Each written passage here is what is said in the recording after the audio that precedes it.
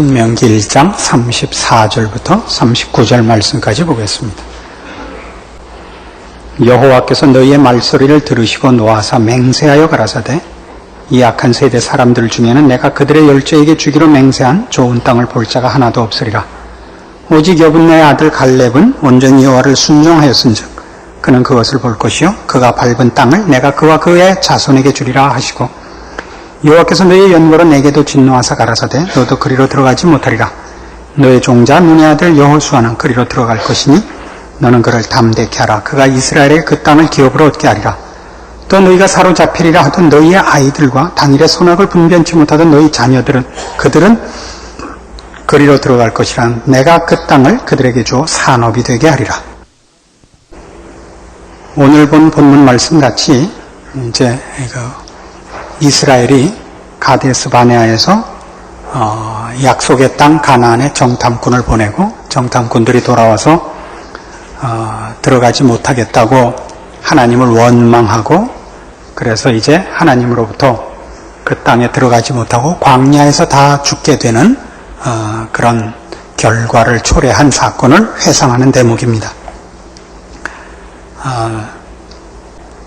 이스라엘 백성이 가데스 바네아에서 정탐꾼을 보낸 그 보고를 받고 못 들어가겠다고 해서 불순종하고 하나님을 믿지 않아서 그 벌로 못 들어갔다. 이렇게 말을 안 하려고 조금 전에 한 말이 그렇게 어려웠던 겁니다. 그러니까 벌로 못 들어간 것이 아닙니다.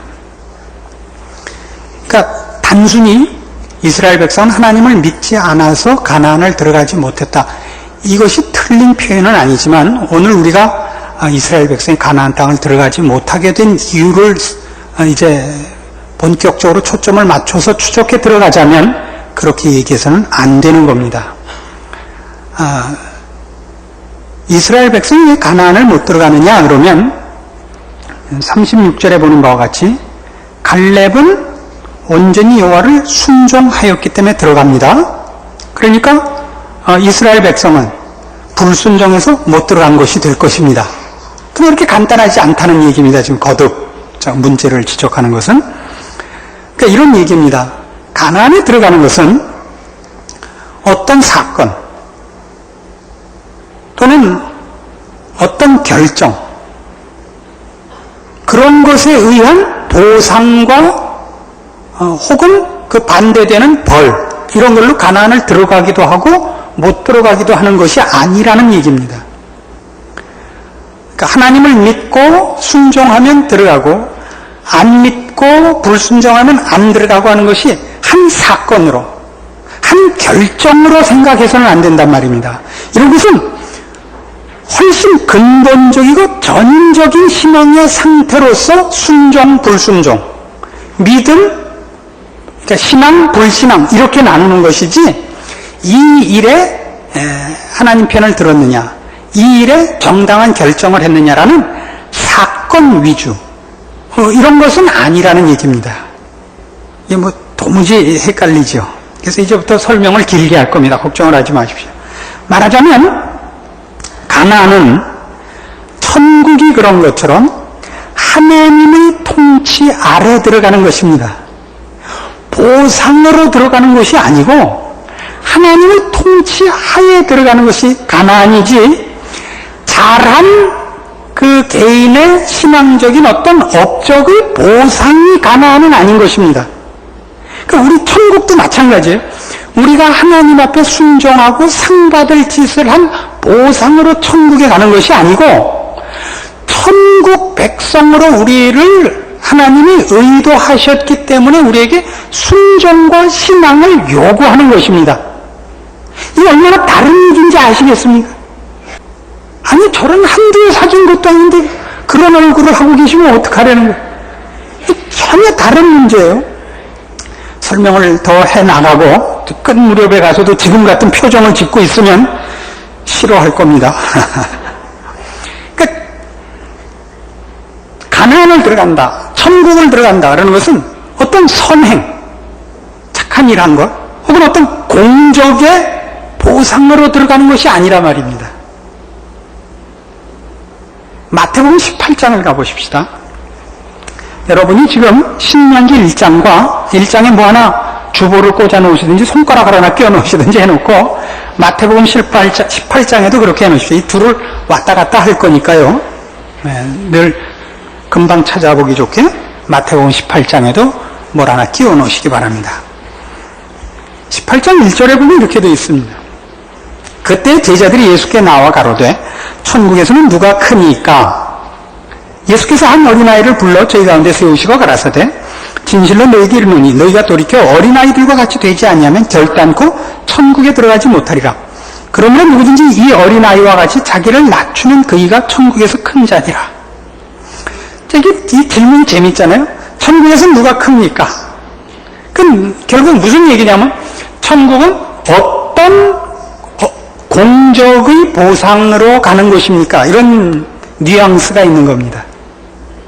무엇을 하면 천국에서 더 큰 대접을 받습니까? 이런 뜻입니다. 그러니까 예수님의 대답은 어린아이와 같아야 된다 이거예요. 어린아이와 같아야 된다는 건 뭐죠? 천국은 우리 사람들이 한 어떤 업적과 능력의 보상으로 주어지는 것이 아니라 어린 아이들이 부모에게 보호를 받듯이 그런 보호와 통치 아래 있게 되는 것이 천국이니라. 그러니까 어린아이 같은 자들, 어린아이의 순진함을 얘기하는 것 아니라고 몇 번이나 강조했죠. 어린아이 같은 입장, 거기는 천국에 들어간 것이 우리가 한 일을 그 보응으로, 보상으로가 아니라 하나님 거기를 우리에게 주시려고 목적했기 때문에 들어가는 것이고, 거기 들어가는 것은 우리가 한 일 보상으로서가 아니라 하나님이 우리를 사랑하사 허락한 젖과 꿀이 흐르는 곳일 뿐인 겁니다. 젖과 꿀은 우리가 잘한 일을 보상이 아니라 하나님이 우리를 사랑했기 때문에 주기로 준비되어 있는 것이지, 우리가 하나님 앞에 얼마나 이런 보상을 받을 만한 짓을 했느냐나 무엇을 해야 이 보상을 받느냐는 아닌 것입니다. 그러니까 순종, 믿음의 문제 이전에 그건 하나님이 우리에게 주기를 기뻐하시는 것입니다. 순종이나 믿음은 그것을 얻는 조건이 아니라 그것을 하나님이 계획했기 때문에 하나님이 우리에게 준비시키려는 자격입니다. 이해하시겠습니까? 이해 못해도 할 수 없죠. 같은 마태복음 18장 5절부터 보세요. 그래서 이 말씀을 이제 이렇게 풀 수 있습니다. 또 누구든지 내 이름으로 이런 어린아이 하나를 영접하면 곧 나를 영접하니 누구든지 나를 믿는 이 소자 중 하나를 실족해 하면 차라리 연자 맷돌을 그 목에 달리우고 깊은 바다에 빠뜨리오는 것이 나으니라. 실족해 하는 일들이 있음을 인하여 세상에 화가 있도다. 실족해 하는 일이 없을 수는 없으나 실족해 하는 그 사람에게는 화가 있도다. 만일 네 손이나 네 발이 너를 범죄케 하거든 찍어내버리라. 불구자나 절뚝발이로 영생에 들어가는 것이 두 손과 두 발을 가지고 영원한 불에 던지우는 것보다 나으니라. 만일 네 눈이 너를 범죄케 하거든 빼어내버리라. 한 눈으로 영생에 들어가는 것이 두 눈을 가지고 지옥불에 던지우는 것보다 나으니라. 삼가 이 소자 중에 하나도 없이 여기지 말라. 너에게 말하는 저희 천사들이 하늘에서 하늘에 계신 내 아버지의 얼굴을 항상 배웠느니라. 물론 여기 마태복음 18장에 나오는 이 내용은 지금 우리가 비교하고 있는 신명기의 내용 이상의 내용을 담고 있습니다. 그러나 오늘 우리가 살펴보려는 내용도 여기는 중요한 부분으로 포함되어 있고 오늘 우리는 그것을 한 초점으로 살펴보려고 하는 것입니다. 그건 뭐냐면 5절에 나온 바와 같이 내 이름으로 이런 어린아이를 하나를 영접하면 나를 영접하는 것이고 나를 믿는 이 소자 중 하나를 실족해 하면 차라리 연자 맷돌을 그 목에 달리고 깊은 바다에 빠뜨리는 것이 낫다 이러는 겁니다. 그러니까 어린아이를 실족해 한다는 건 무엇이냐? 지금 이 앞에서 제자들이 물었던 천국에서 누가 큽니까?에 대한 대답이라는 관계 속에서 보자면 어린아이는 천국에 못 들어가는 겁니다. 남의 보호나 받고, 그렇죠? 남이 아니죠. 지키는 부모나 보호자의 도움 속에 사는 자가 천국에서 무슨 큰 소리를 치겠습니까? 그런 개념에서 보자면, 천국이 보상이라면, 천국에서 크기 위해서 무엇을 해야 되고, 그 결과로 천국이 주어지는 것이라면 어린아이들은 큰 소리를 칠 것이 없죠. 그러나 예수님은 천국은 누구 것이냐면 보상과 그 업적의 결과로 받는 것이 아니라 하나님이 우리에게 주기를 기뻐하셔서 받는, 어린아이가 부모의 사랑과 부모의 보호를 받듯이 우리의 조건에 상관없이 받는 것이라면, 이것이 답이라면 어린 소자를 실족해 하는 일들은 결국 지금 이 문맥에서 보자면 업적의 보상으로 천국을 받는다고 오해한 자들이 어떤 비판이죠. 그렇지 않겠습니까? 신명기 1장에 지금 돌아가 보시면 오늘 우리가 살피는 이 본문에서는 이것과 연결되는 것이 이렇게 나옵니다. 1장 28절로 가봅시다. 우리가 어디로 갈고 우리의 형제들이 우리가 낙심케 하여 말하기를 그 백성은 우리보다 장대하며 그 성읍은 크고 성곽은 하늘에 닿았으며 우리가 또 거기서 아낙 자손을 보았다 그럽니다. 그러니까 지금 이 신명기 1장 28절식으로 하자면 가나안은 어때야 얻는 겁니까? 거기 사는 백성보다 더 크고 더 힘있고 거기를 지키는 방어력보다 더 큰 공격력을 가져야 얻는다는 얘기 아닙니까? 그러니까 여기는 누구는 못 들어가는 겁니까? 어린아이는 못 들어가는 거 아닙니까? 무슨 말인지 이해하시겠습니까? 이해가 안 가도 이해 가는 척이라도 좀 해보세요. 그래 설교하는 사람이 신이 나서 할 거 아니에요. 어려운가요? 제가 여러분을 저같이 생각을 했나요? 굉장히 재밌는데요. 다음부터는 설교하기 전에 저희 집사람한테 한번 시험을 하고 와서 할까요? 얼마나 재밌어요. 우리는 못 들어갑니다. 꼭 들어가려면 내가 실력으로 뺏은 힘이 있어야 들어갑니다. 그러면 가나안은 얻을 수 있는 실력을 가져야만 얻는 것이 되고, 마찬가지로 천국은 얻을 수 있는 실력이 있어야 얻는 것이라면 천국이 어린아이의 것이라는 말은 성립될 수가 없는 것입니다. 천국이 어린아이의 것이듯이 지금 가나안은 천국의 한 상징이기도 합니다. 가나안은 하나님이 처음부터 어떻게 준 거예요? 내가 가서 싸워 뺏어라가 아닙니다. 그냥 가서 갖도록 되어 있었지 않습니까? 같은 신명기 1장 21절을 보시면 이렇게 되어 있었던 거 기억하시죠? 너희 하나님 여호와께서 이 땅을 너희 앞에 두셨은즉 너희 열조의 하나님 여호와께서 너에게 이르신 대로 올라가서 얻으라. 싸워 뺏는 것이 아니고, 물론 전쟁이 있습니다만 그 전쟁은 우리가 여리고 전투에서 보는 바와 같이 그건 전투라고 얘기할 수 없는 것입니다. 원주민들의 궁지에 몰린 쥐가 고양이를 물듯 마지막 최후의 발악에 불과하지 전쟁이라고 얘기할 수는 없는 것이었습니다. 하나님이 준 땅입니다. 근데 다시 이 마태복음 18장에 돌아와 보시면 10절에 아까 읽었습니다만 삼가 이 소자 중에 하나도 없이 여기지 말라. 이건 어떻게 받으시겠습니까? 넌 뭘 했느냐? 네가 가진 것은 무엇이냐? 이게 없이 여기는 겁니다. 이스라엘 백성들이 스스로에게 그렇게 자문하고 있는 겁니다. 우리가 도대체 무슨 훈련을 받았으며 내가 저기 가나안 땅에 사는 자들보다 내가 난 게 무엇이 있다고 내가 저걸 들어가서 뺏을 수 있단 말이냐? 라고 얘기하는 겁니다. 스스로를 업신여긴 것입니다. 그럼 여기서 스스로 업신여긴 것은 하나님께서 저들의 주인 되시고 저들을 통치하시며 저들을 인도하여 이 땅을 하나님이 줬다는 것을 놓친 결과로서 업신여김이 나온 것이죠. 천국을 하나님이 주는 것이라고 안다면 우리는 소자라도 업신여길 수 없습니다.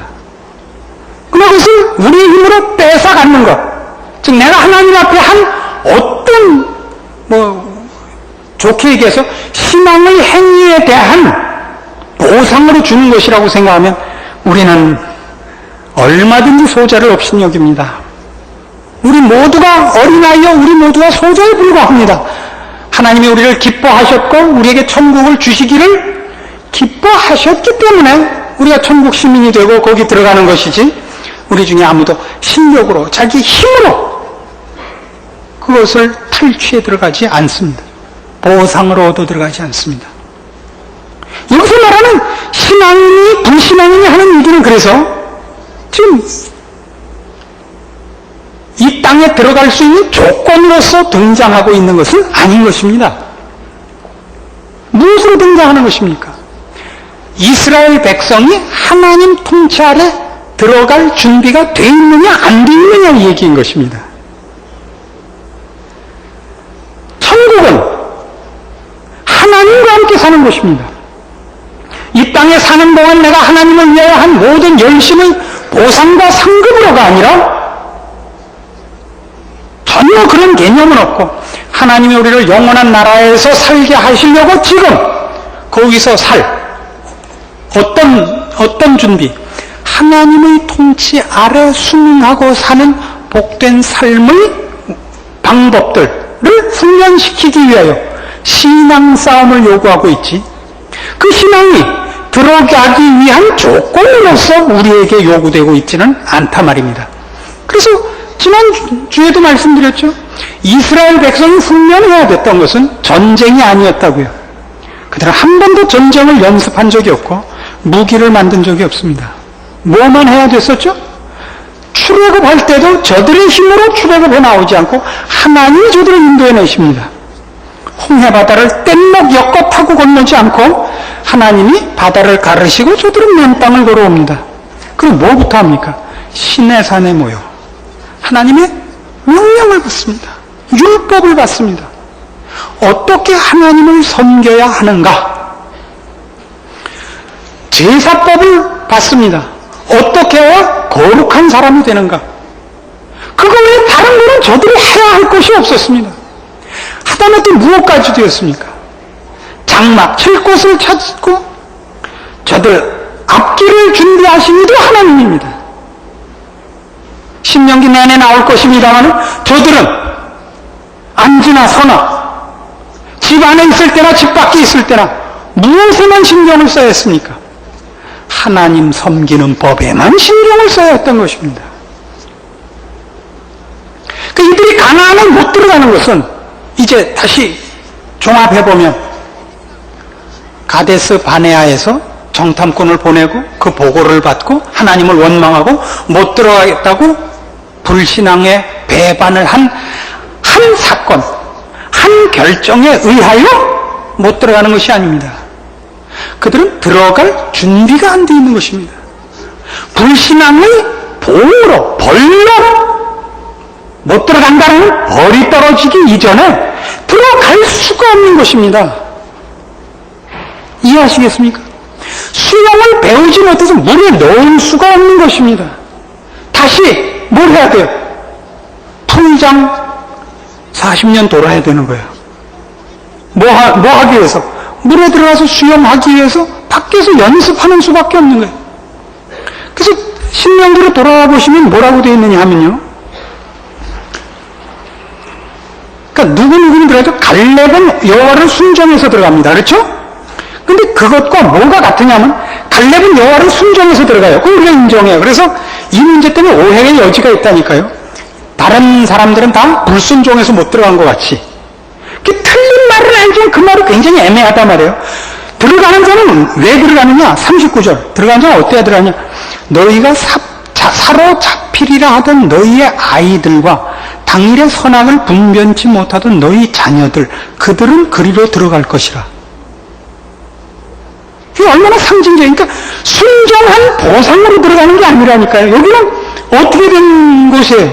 어린 아이들이 들어가는 곳이라고요. 뭘 선악을 분별치 못한 자녀들이 들어가는 곳이에요. 하나님이 주려고 하는 데라고요. 근데 여기는 어떤 것이죠?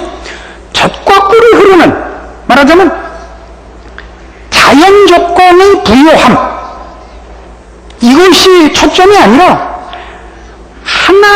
통치하시는 곳이기 때문에 젖과 꿀이 흐르는 곳입니다. 젖과 꿀이 흐르는 자연 조건이 좋은 곳에 하나님이 저들의 순종과 하나님을 향한 어떤 열심과 신앙적인 업적의 보상으로 어떤 땅을 주는 것이 아니라 천국은, 또 지금 가나안은, 거기는 하나님이 다스리는 곳, 하나님이 주인이신 곳. 그래서 오늘 젖과 꿀이 흐를 수밖에 없습니다. 왜요? 하나님 복의 근원이시기 때문입니다. 그리고 거기에 들어가려면 하나님의 통치 아래 순응하는 법을 배우지 않고는 그 안에 들어갈 수도 없고 들어가서도 안 됩니다. 어긋나기 때문입니다. 보상의 개념이 아니라 말입니다. 신명기 30장에 가보시겠습니까? 신명기 30장 15절. 보라, 내가 오늘날 생명과 복과 사망과 화를 내 앞에 두었나니 곧 내가 오늘날 너를 명하여 내 하나님 여호와를 사랑하고 그 모든 길로 행하며 그 명령과 규례와 법도를 지키라 하는 것이라. 그리하면 네가 생존하며 번성할 것이요 또 내 하나님 여호와께서 네가 가서 얻을 땅에서 네게 복을 주실 것임이니라.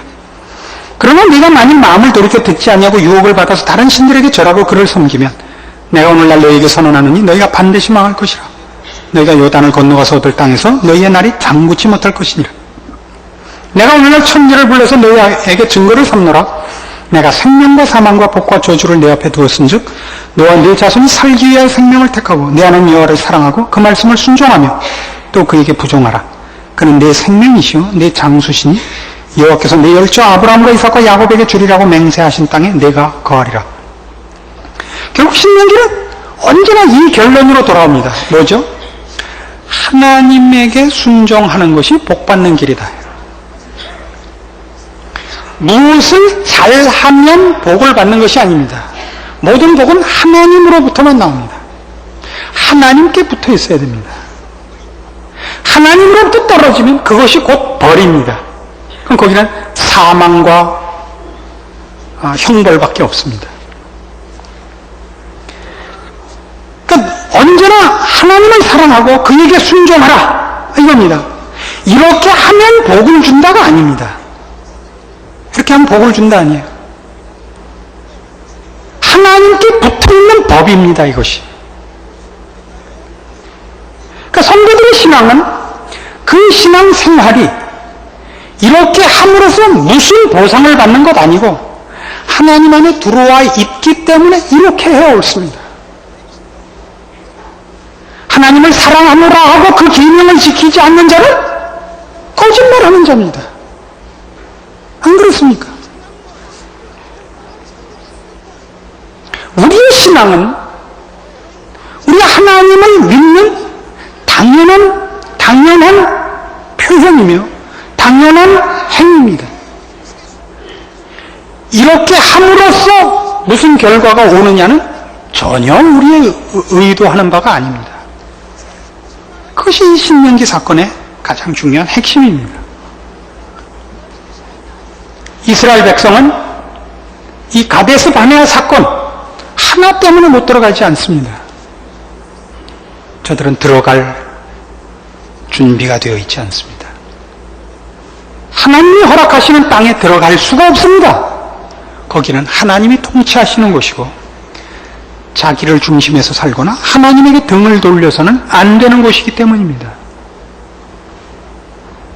그리고 거길 들어가려면 여러분의 업적으로, 여러분의 어떤 능력으로, 공적으로 인한 보상으로 받을 생각을 하지 마십시오. 여러분은 어린아이인 줄 아셔야 됩니다. 여러분 아무도 어떤 사람도 업신여기지 마십시오. 시험에 들게 하지 마십시오. 우리 자신이 어린아이인 줄 알아야 합니다. 우리의 순종은 이게 오늘 본문에 나오는 것 같이 갈렙 같고 여호수아 같기 때문이기보다 저들이 이렇게 한 것이 무슨 당연한 것입니다만 그것을 우리는 갈렙 같고 여호수아 같다 그러지 말고 우리는 어린아이 같고 선악을 분별하지 못하는 자녀들 같아서 들어가는 것입니다. 그 조건일 수 없죠. 하나님이 우리에게 그 자녀라는 이름 주심을 기뻐하시고 그 영원한 나라를 주시기를 기뻐하셔서 들어가는 것입니다. 그래서 우리 마땅히 하나님의 자녀로서의 전인적인 훈련에 매진해야 됩니다. 그리고 그 훈련하고 그렇게 사는 것이 우리의 복입니다. 우리의 그 훈련에 대하여 세상이 뭐라 그러는 것에 대하여 우리가 부끄러워하거나 그걸로 우리가 이 일을 게을리한다면 그는 미련한 자입니다.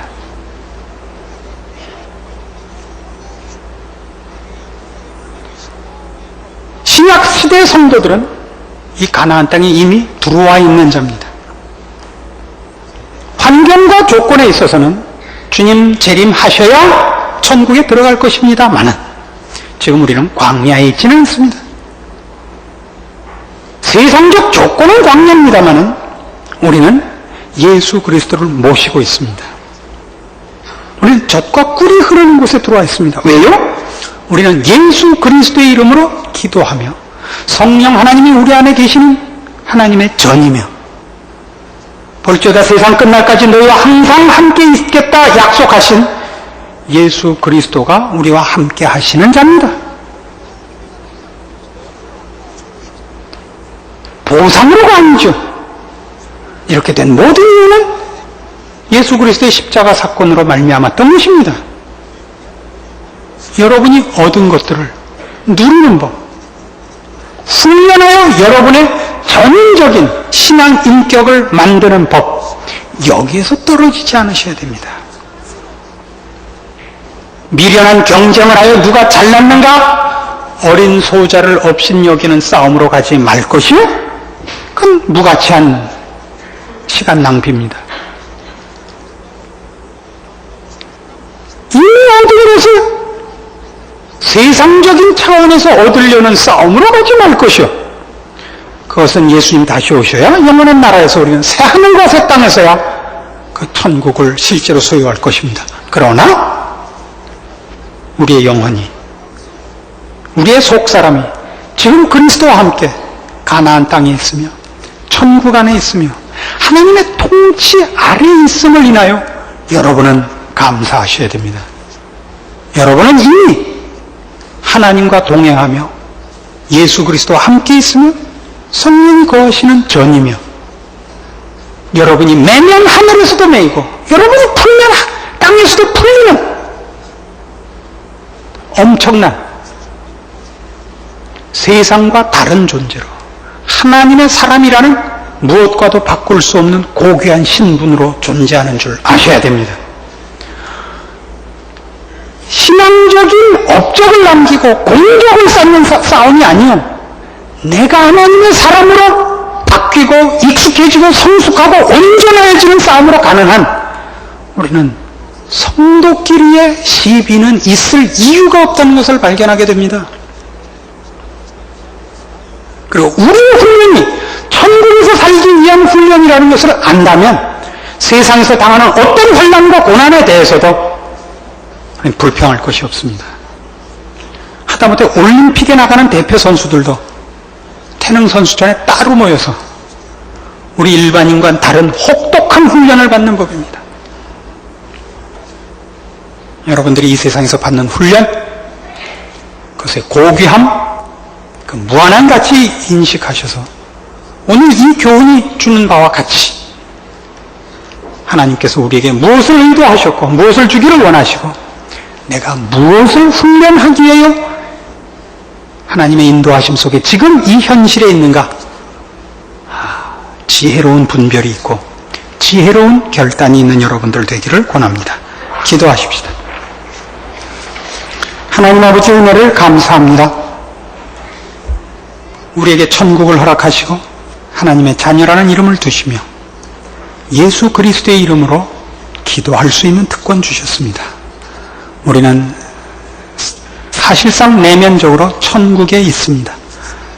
그러나 몸은 이 세상에 있고 우리 주변은 온통 죄악과 더러움과 흑암에 둘러싸여 있습니다. 우리가 받는 고난을 인하여 우리의 특권을 외면하는 못난 자리에 서지 말게 하시옵소서. 주님 다시 오시는 그날 천국에 들어갈 만한 준비 안 된 자가 되지 말게 하옵소서. 그래서 성경이 요구하는 바와 같이 때를 아끼며 근신하며 경건을 연습하며 지혜로운 자로 세월을 아끼는 저희들 되게 하시옵소서. 예수님의 이름으로 기도합니다. 아멘.